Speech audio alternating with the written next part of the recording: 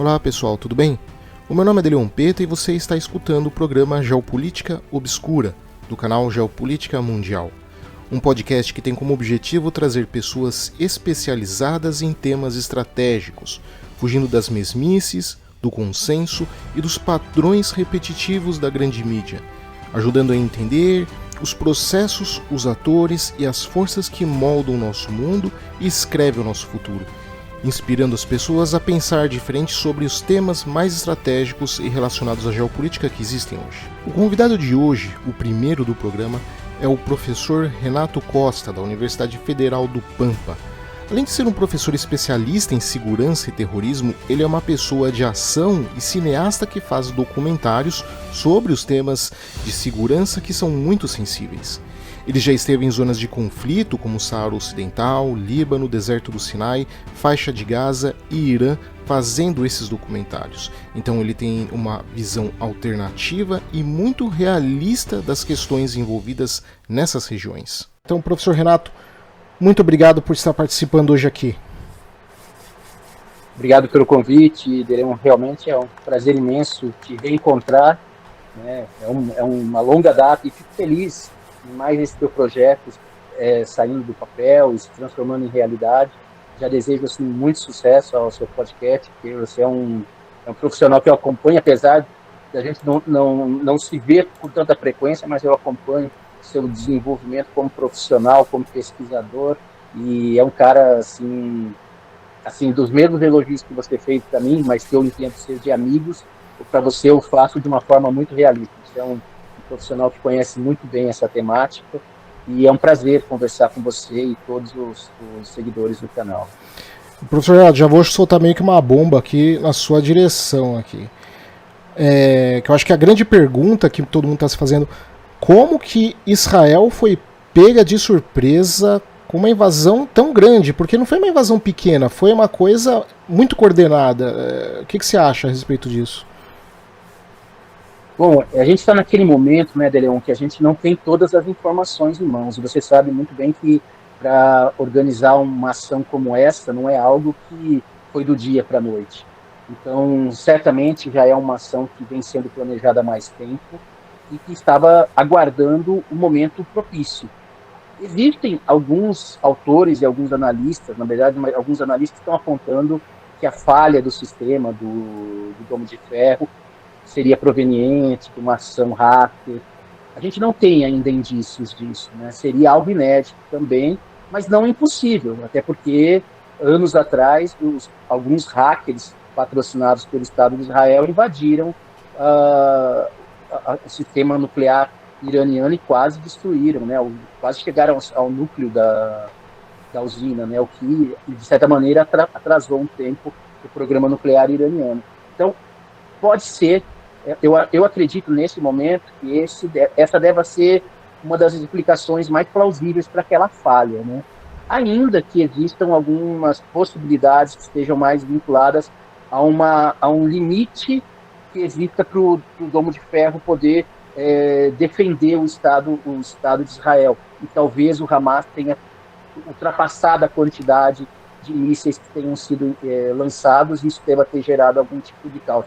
Eu acho que essa segunda exposição não seria a mais aceita, não diria aceita, né, a mais viável. Para mim ainda é mais viável alguma falha nesse sistema, seja por uma interferência externa ou até por algum tipo de infiltração de pessoas infiltradas, que é mais difícil, mas não é algo impossível. Até porque, ainda que o Mossad e toda a estrutura de inteligência israelense seja de altíssima qualidade, a gente sabe que esse é um tipo de estrutura que às vezes pode ter falhas, né? E existem várias possibilidades, né? Então eu coloco algumas variáveis ainda a gente não tem condições de dizer que foi ou o Irã ou falha de alguém que estava trabalhando em prol dos palestinos dentro de Israel, mas que foi uma ação muito bem orquestrada, e talvez porque também o sistema de segurança israelense já estivesse assim em uma certa medida acomodado. Eles sabiam que todas as ações do Hamas não gerariam dano porque é muito frequente esses ataques, né? Esses ataques ao Israel são constantes. Então, os foguetes, de certa forma, de foguetes, exato. Sempre, eles lançam muitos mísseis, mas eram mísseis que eram, assim, não tinham efeito prático, né? Eu tive em Askelon alguns anos, e lá eles guardam até, mostram, olha, esses aqui são resíduos ou restos de mísseis que caem por aqui, e nunca gera nenhum problema, né? Então isso fez com que houvesse uma acomodação por parte da segurança, da segurança do Estado de Israel, que é uma outra cobrança hoje que a população, o governo está fazendo. Talvez tenha havido uma acomodação e eles não tenham ficado atentos a outras possibilidades. Mas ainda nesse momento a gente precisa entender um pouco mais, não dá para a gente afirmar, olha, foi isso, foi aquilo, ou pode ter sido todas essas situações atuando ao mesmo tempo. Eu vi uma tese também, que ela vai remontar um pouco a teoria da conspiração, que não é o que eu quero explorar, mas não é também algo que a gente poderia descartar 100%, embora me pareça bastante improvável. O que tudo indica realmente foi uma falha histórica de inteligência. Mas houve também uma questão também de que até o próprio Egito teria avisado Israel de que teria tido esse ataque, para eles se prepararem. Aí outras pessoas estão falando de que provavelmente até poderia ter sido uma manobra do primeiro-ministro, do Benjamin, para unificar o governo, porque estava uma situação muito complicada, e é muito complicado também a gente entrar nisso de forma responsável, porque também não temos elementos, que nem você disse mesmo, nesse momento tudo é possível, mas não podemos falar num primeiro momento que o Netanyahu foi, de certa forma, beneficiado, ou ele saiu muito queimado com relação a isso? Eu acho que eu concordo contigo, não dá para a gente explorar demais essas possibilidades, mas assim, considerar que o Egito soubesse desse tipo de ação e tivesse avisado Netanyahu, há uma possibilidade pequena, ainda porque hoje o Hamas e o governo do Egito, eles não são governos próximos, né? Todos sabem que o Sisi é um ator que somente, a partir do discurso que ele defende a causa palestina, a entrada em Gaza por Rafah, né, passando pelo deserto do Sinai, uma das mais violentas. Ele impede diversas famílias de irem para Gaza, ou seja, o governo Sisi atua diretamente para o governo israelense. Então eu vejo que talvez, assim, pode ser que o serviço de inteligência pudesse ter sabido de alguma coisa e ter informado, mas eu acho que o Hamas seria muito ingênuo em deixar vazar uma informação tão importante como essa, justamente para o governo egípcio. Mas a gente está falando de inteligência, evidente que a inteligência egípcia também tem bastante qualidade, né? Agora, com relação perdão, a esse segundo tópico, se isso foi algo que vai beneficiar ou não o Netanyahu, quando a gente está vivendo a situação, é muito difícil a gente dizer assim com bastante ênfase, né? Eu acho que no longo prazo talvez beneficie. Eu acho que no longo prazo beneficie porque os atos em si, eles foram muito midiáticos, foram muito violentos.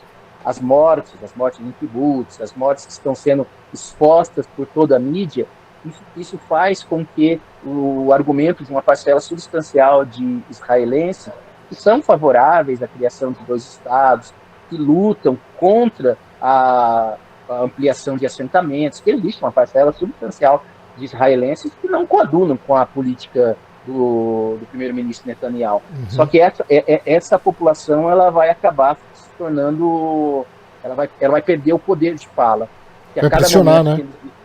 Exato. A cada momento que eles pensarem, vamos negociar com os palestinos, vão trazer essas imagens e vai ser muito forte. Então, isso pode ser que viabilize essa visão, essa possibilidade, essa visão do governo de Netanyahu de não aceitar mais nenhum tipo de processo de negociação com palestinos e continuar um programa de expulsão deles, porque a ampliação de assentamentos nada mais é do que uma forma de você expulsar os palestinos do seu território. Então, acho que no longo prazo, tudo depende também dos desdobramentos, né, Deleon? A gente tem que também A gente está falando hoje. Hoje, eu acredito que, pelas informações que nós temos, ainda que ele esteja sendo muito criticado pela falha brutal de inteligência, mas ele vai poder capitalizar isso para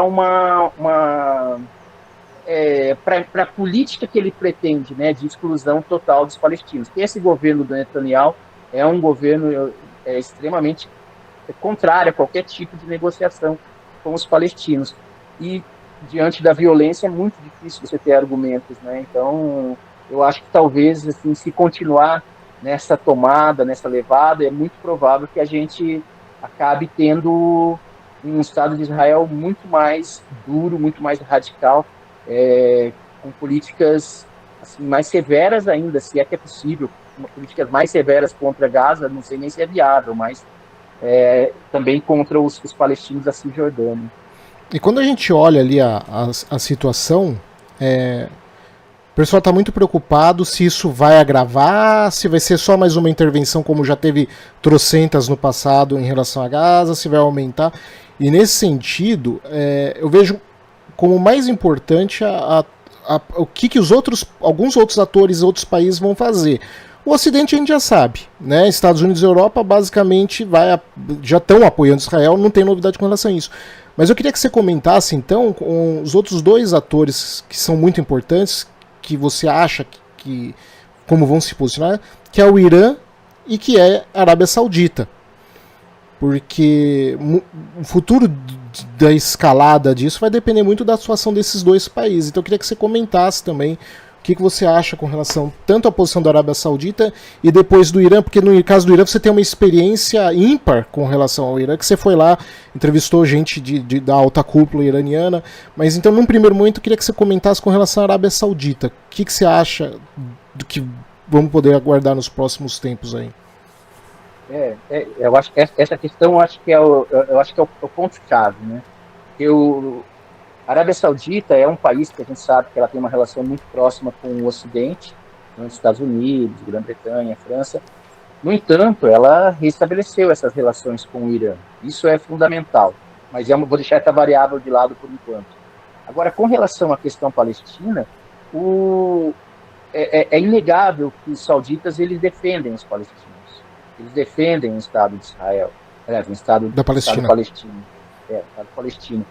Então, só que ao mesmo tempo, esses atos do Hamas, eles colocam em xeque justamente esse apoio que o rei Mohammed bin Salman possa estar concedendo aos palestinos.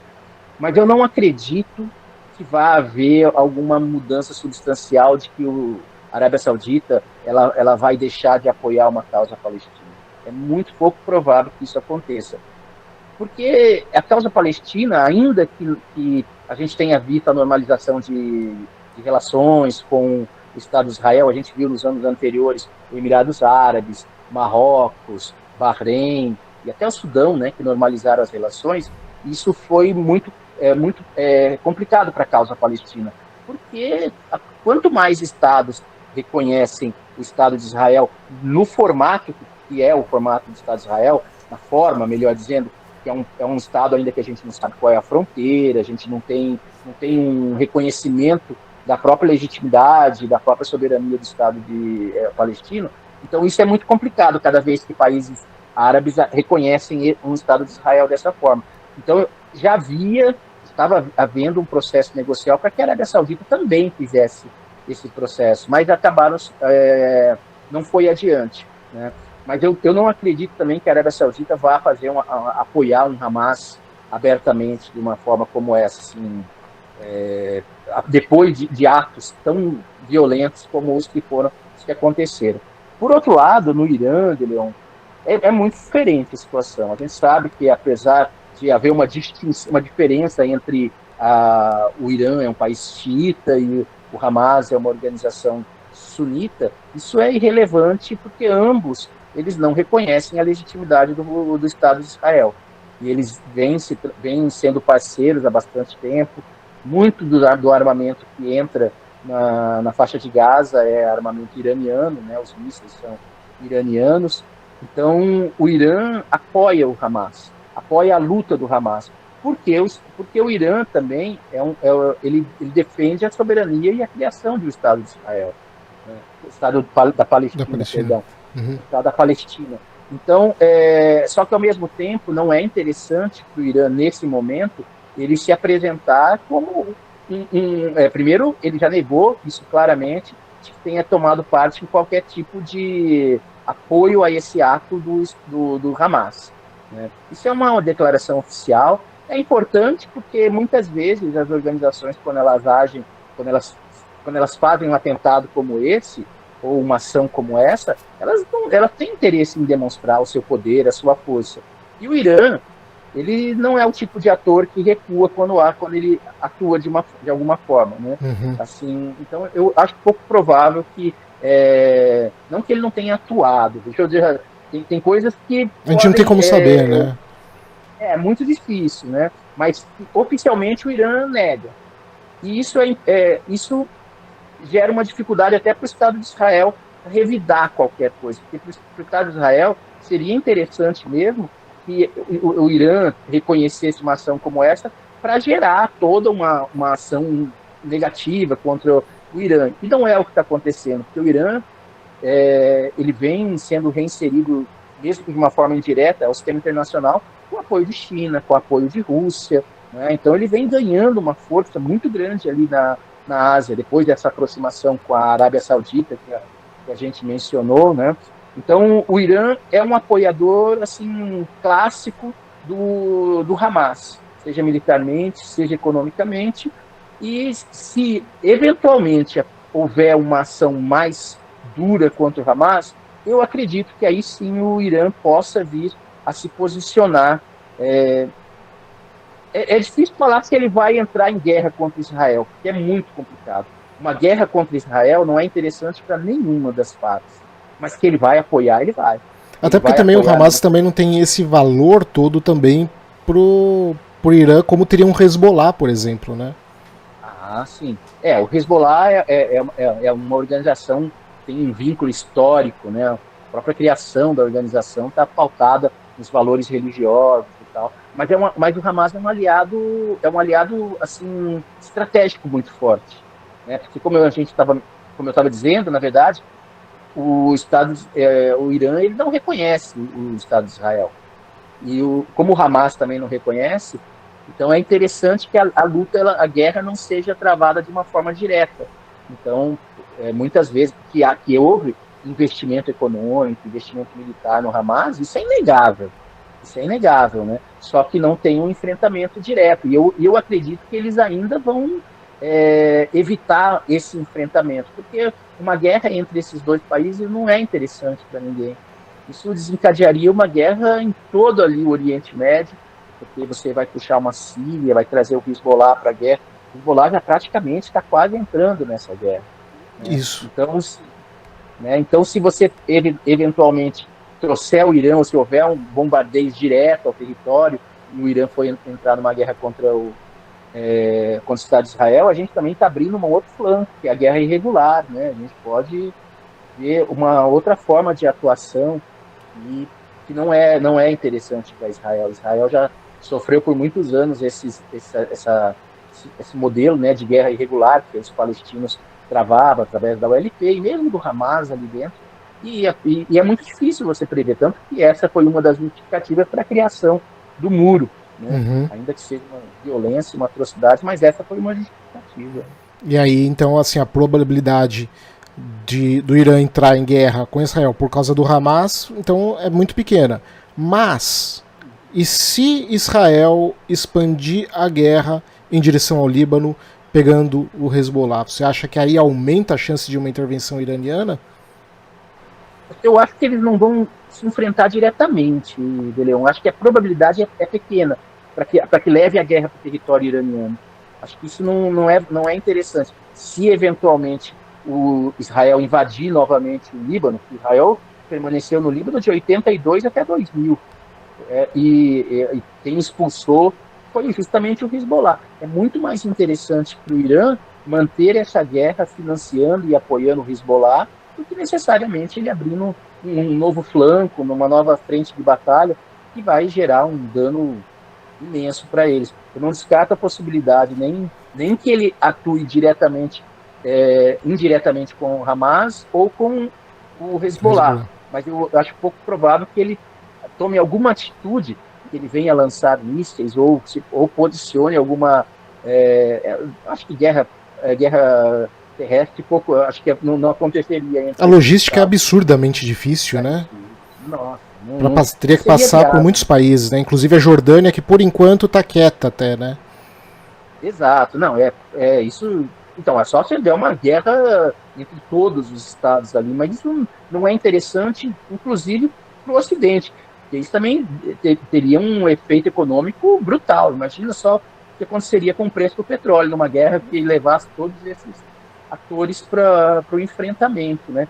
Então, eu acredito que até o momento, o que o Irã faz é condenar, é atacar, a forma com que os israelenses agem contra os palestinos e financiar indiretamente tanto o Hamas como o Hezbollah. Eles entrarem na guerra, eu acho que não. A gente não tem, o Irã nunca entrou em guerra, né? Depois que acabou a guerra com o Irã e Iraque, a gente não tem, desde que se confirmou, se estabeleceu a República Islâmica do Irã, não houve uma guerra. Só indiretamente, então, né?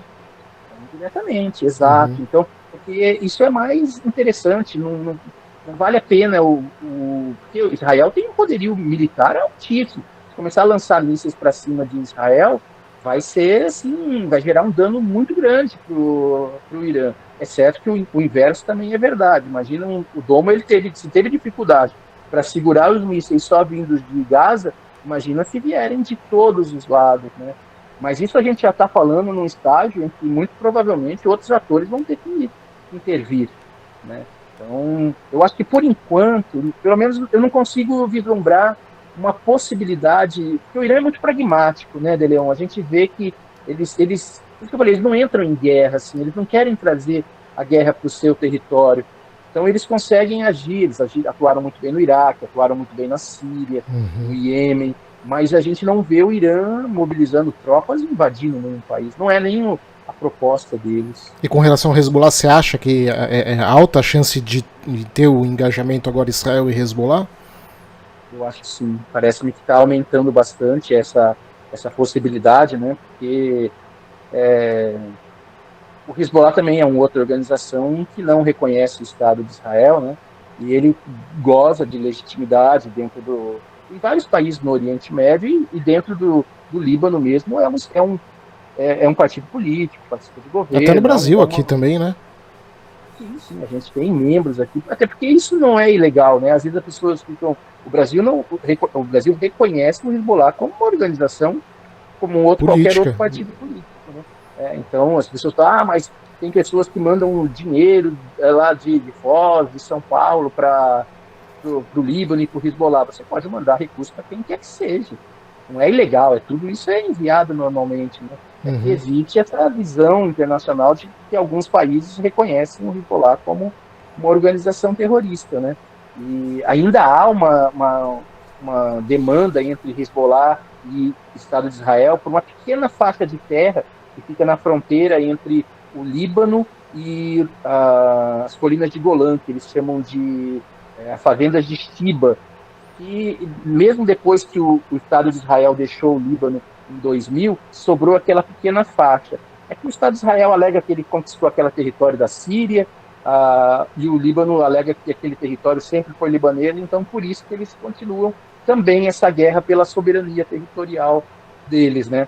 Mas eu não tenho dúvida de que se o Hezbollah ele perceber uma possibilidade de atuar contra o Estado de Israel, enfraquecer o Estado de Israel, ele vai agir. É uma organização que tem como base assim, o não reconhecimento do Estado de Israel, né? Até porque também sofre diversos ataques.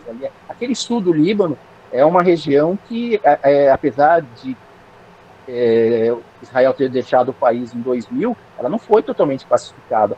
Ali, o Hezbollah praticamente controla toda aquela região, mas constantemente existem atritos. A gente viu outras invasões israelenses, principalmente em 2006, foi muito Isso. grave. Que inclusive Né? Hezbollah ganhou naquela guerra, né?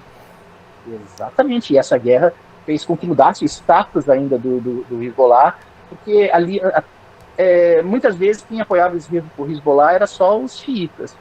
E naquela ocasião, a forma bárbara e brutal que o Hezbollah, aliás, que o Estado de Israel invadiu o Líbano, e o único que defendeu foi o Hezbollah, porque as forças militares libanesas não estavam nem em condições, né? Então, muita parte da população, mesmo não xiita, passou a apoiar o Hezbollah. É lógico que o Líbano já é um caso muito complicado, é um país multiétnico, multireligioso, a divisão do poder é a partir da divisão religiosa, então tem muitos problemas lá, e não vou dizer que o Hezbollah é uma unanimidade, existem grupos que também não reconhecem. Um quarto da população é refugiada no Líbano também, né? Exato, Isso complica, sem né? nenhum direito, né? Eles não têm direito de cidadania, não tem nada. O Líbano é um país e vive um problema gravíssimo econômico. Uhum. Né? E o Hezbollah ainda ele foi muito importante na questão da guerra da Síria, né? Para a expulsão do Estado Islâmico e manutenção do Assad foi fundamental a presença do Hezbollah.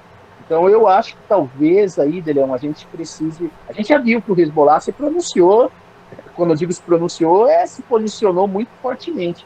Mas também já há indícios do uso de armas de fósforo branco, de Israel ter jogado bombas de fósforo branco, tanto no sul do Líbano quanto também em Gaza, que é também uma atrocidade. Quer dizer, essa é condenável por todos, né? Porque é uma arma química e é uma espiral do ódio, né? Porque todo mundo vai alimentando a justificativa um do outro, né? E não acaba, né?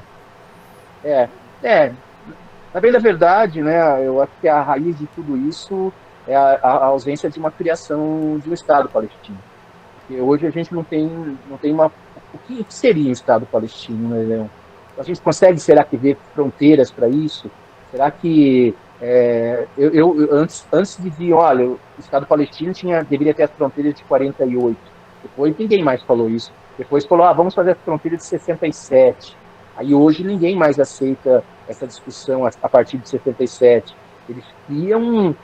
É muito difícil. Até a proposta que o Trump fez, que era do meio da pandemia, foi uma das mais atrozes que eu já vi. Você transformava a Palestina em diversas ilhas conectadas. Não existe isso, né? Não, é muito violenta essa forma de agir, né? E eu acho que há necessidade, sim, de que haja ideal, né? Se a gente fosse pensar numa situação ideal, seria uma imposição de uma fronteira pela ONU ou os países ocidentais que têm influência sobre a região. Você acha que tem chance de trazerem essa questão da criação do Estado de Israel e da Palestina nas Nações Unidas agora ser trazida de volta à pauta, ver se agora regulamenta isso, ou você acha que se de novo se joga isso no limbo? Eu acho que não tem chance, né? Estou sendo bastante pessimista, mas veja, a gente começou conversando sobre como seria acerca do Netanyahu. Se eu acho que o Netanyahu vai vir com uma política muito mais dura, e a gente tem visto que o governo estadunidense também, até devido aos próprios ataques, vai ratificar uma postura do Netanyahu. Eu acho muito difícil, nesse momento, trazer um debate, porque também o Hamas também é uma organização que também não está disposta a discutir dois estados. Pelo menos não é muito. Então você vai discutir com a autoridade palestina, mas a autoridade palestina também não tem tanta força, ela não fala em nome de todos os atores. Então é uma questão que ela tem tantas variáveis que eu acho pouco provável. Se você levar um tema desse para a ONU hoje, talvez seja difícil juntar até esses atores para uma conversa. Exato, eu acho que não é o momento. Porque talvez vai resultar em algo negativo, não vai avançar, como diversas outras, né? Acho que para isso teria que haver um momento de mais tranquilidade,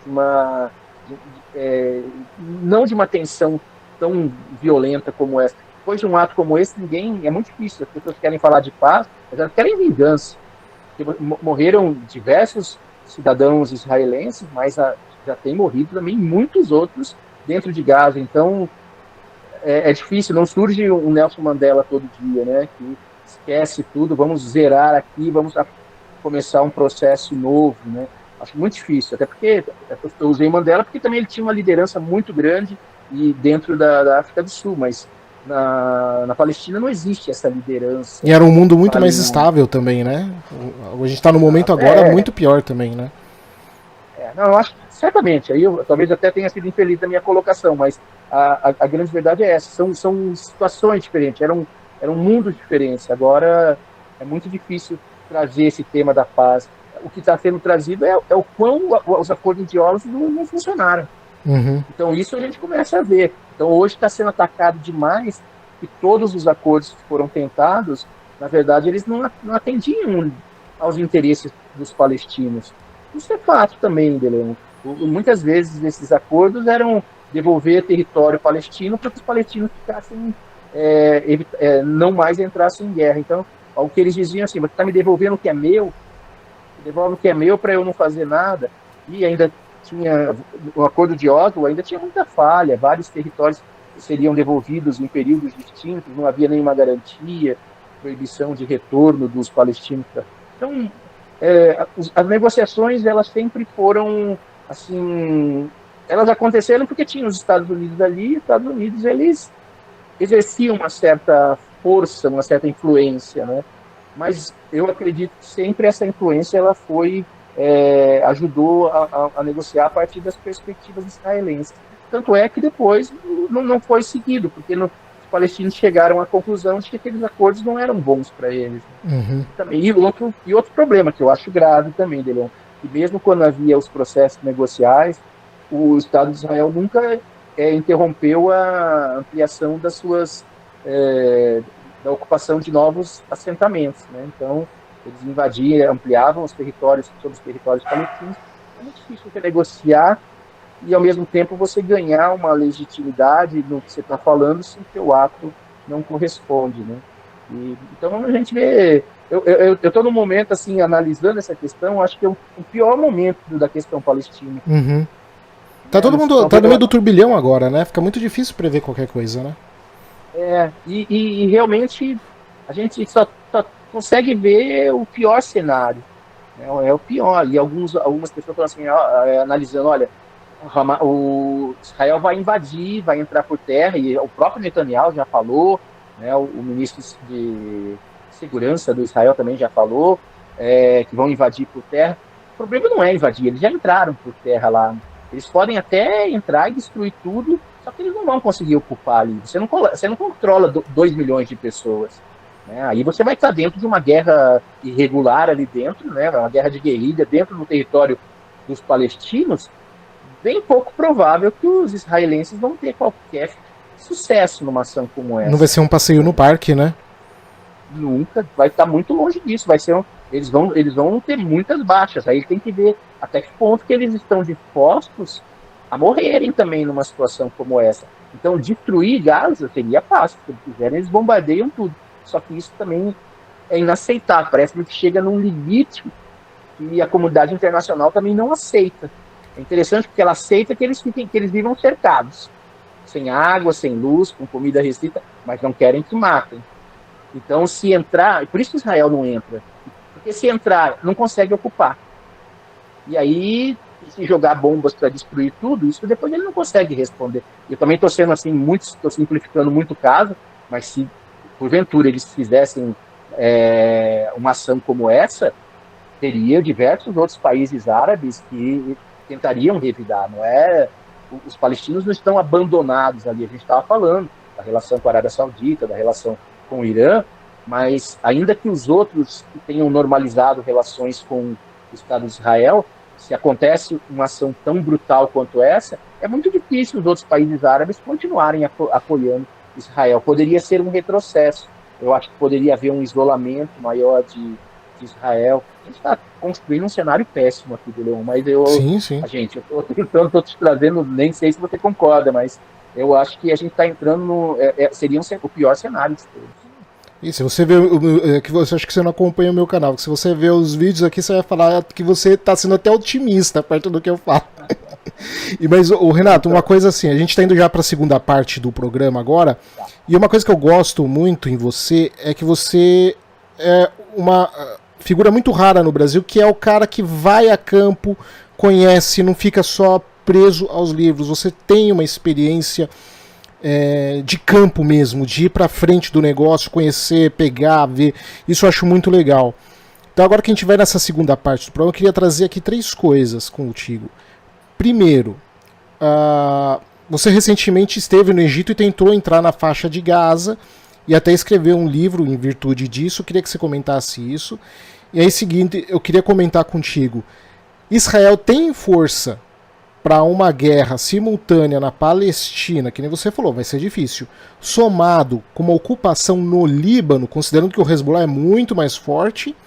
E o terceiro, a gente comentou agora a questão da possibilidade de aumento de refugiados, porque vai bombardear a Palestina, são 2 milhões de pessoas que podem se tornar refugiadas. Se isso ampliar para o Líbano, 1/4 da população já é refugiada, que então agora vai se acrescentar com os próprios libaneses que vão migrar e provavelmente vão para a Turquia, porque a Turquia é a ponte de acesso para a Europa.